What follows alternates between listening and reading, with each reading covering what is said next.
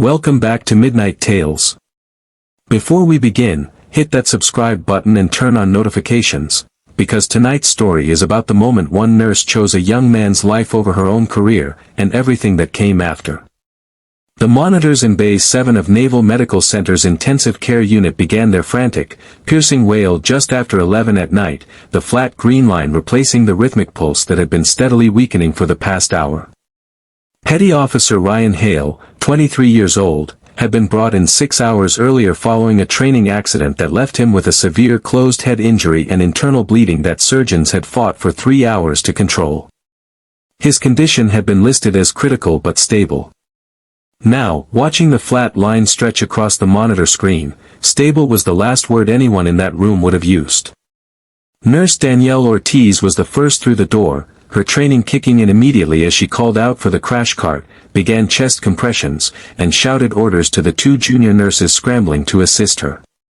Standard protocol was clear, drilled into every member of the ICU staff through years of training and hospital policy: 2 rounds of epinephrine, defibrillation attempts following strict dosage and timing guidelines, and if there was no response within the mandated window, the resuscitation effort would be called, the time of death recorded, and the family notified. Danielle knew the protocol. She had followed it dozens of times before, in situations just as desperate as this one. But something about Ryan Hale's case had stayed with her since the moment he'd been wheeled into her unit hours earlier. The young man's chart noted a rare genetic clotting disorder that complicated standard resuscitation medications, information buried deep in his medical history that most attending physicians reviewing his case in the chaos of the emergency had likely overlooked entirely. Danielle hadn't overlooked it. She had spent the past 6 hours quietly researching every detail of his condition between rounds, driven by an instinct she couldn't fully explain, a nagging certainty that something about his case demanded more attention than the standard protocol would allow. As the second round of standard epinephrine failed to restore any rhythm and the attending physician moved toward calling the time of death, Danielle made a decision that would upend not just that night, but the following months of her career entirely. She grabbed a vial of a specialized cardiac medication from the crash cart, a drug not authorized under standard protocol for use without direct physician sign-off and explicit documentation, a medication whose off-label application for patients with Ryan's specific clotting disorder existed only in a handful of obscure medical journals she'd stumbled across during her frantic research that evening. "Ortiz, what are you doing?" the attending physician, Dr. Samuel Reyes, demanded sharply as she prepared the injection. "His clotting disorder is interfering with standard treatment," Danielle said, her hands steady despite the tension crackling through the room. "I need 30 seconds. "You don't have authorization for that medication," Dr. Reyes snapped, stepping toward her. "Ortiz, stand down. We're calling it." Danielle didn't stand down. In the space of a heartbeat, she made a choice that violated hospital protocol, potentially federal medical regulations governing off-label drug administration without physician authorization, and every rule she'd been trained to follow without exception throughout her nursing career.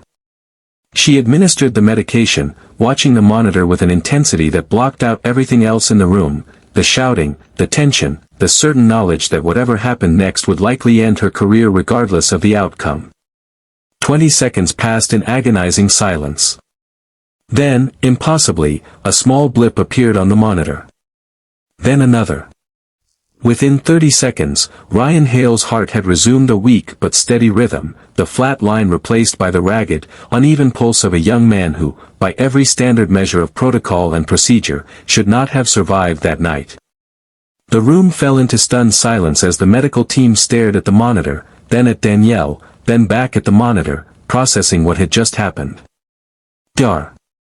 Reyes, his earlier fury replaced by something closer to shock, finally spoke. "You just saved his life," he said quietly.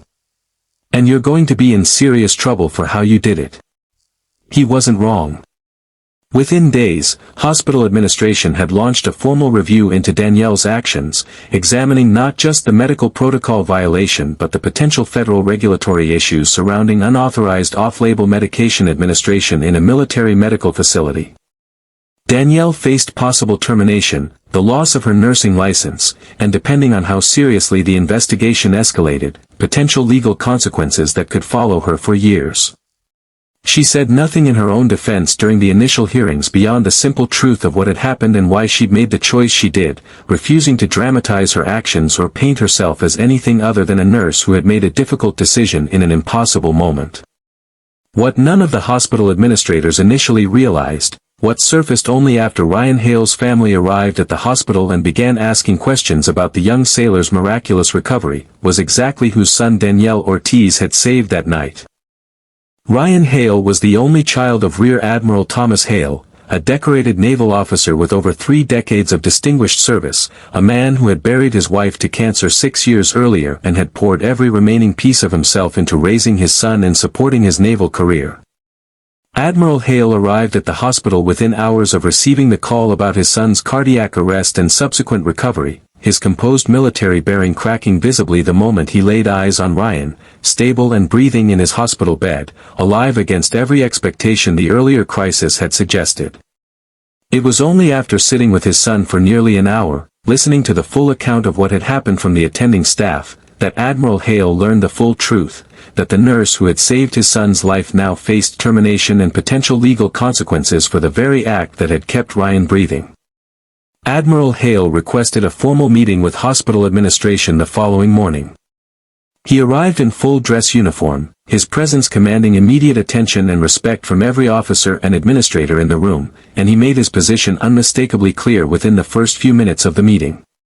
"This woman broke protocol to save my son's life when your standard procedures would have let him die," he said, his voice carrying the weight of 3 decades commanding respect in rooms far more intimidating than a hospital conference room. "I've spent my career upholding rules and regulations because they exist for good reason. But rules exist to save lives, not to become more important than the lives they're meant to protect. If this hospital terminates Nurse Ortiz over this incident, you'll be doing so over my strongest possible objection, and I will personally ensure every relevant oversight committee understands exactly what happened here and why."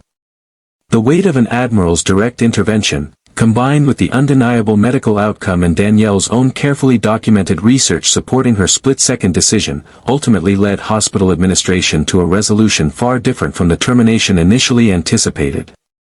Danielle received a formal reprimand for violating protocol, a mark that would remain on her record permanently, but she kept both her position and her license, along with a quiet, permanent recognition among her colleagues for the courage she'd shown in that critical moment. Ryan Hale made a full recovery over the following months, eventually returning to active duty with a renewed appreciation for the fragile, unpredictable nature of the life he'd nearly lost. He and his father made a point of visiting Danielle personally before Ryan's discharge, the Admiral shaking her hand with the same solemn respect he might have shown a fellow officer who had distinguished herself under fire. "You broke the law to save him," Admiral Hale said quietly, still holding her hand in a firm grip. "I don't know many people who would have made that choice, knowing everything they stood to lose." Danielle simply shook her head, her expression the same steady, understated calm it had been the night everything happened. "He was 23 years old with his entire life ahead of him," she said. "Some choices don't feel like choices at all when you're standing in that moment. You just do what you know is right and accept whatever comes after." In the months that followed, Danielle Ortiz continued working at Naval Medical Center exactly as she always had, her reputation among staff and patients quietly transformed by a single, extraordinary decision made in the space of 30 desperate seconds. She never sought recognition for what she'd done, never framed herself as anything other than a nurse who had simply refused to let protocol stand between her and a young man's chance at survival. But every person who had witnessed that night in Bay 7 understood, in a way that would stay with them for the rest of their careers, that sometimes the most important rule in medicine isn't the one written down in the protocol manual, it's the one that lives in the instinct and courage of the person standing closest to the patient when every second counts. If this story moved you, make sure you're subscribed to Midnight Tales so you never miss the next one, new stories of hidden strength, quiet heroism, and unforgettable courage, every single week. Drop a comment below and tell us what you would have done in Danielle's position. We'll see you in the next tale.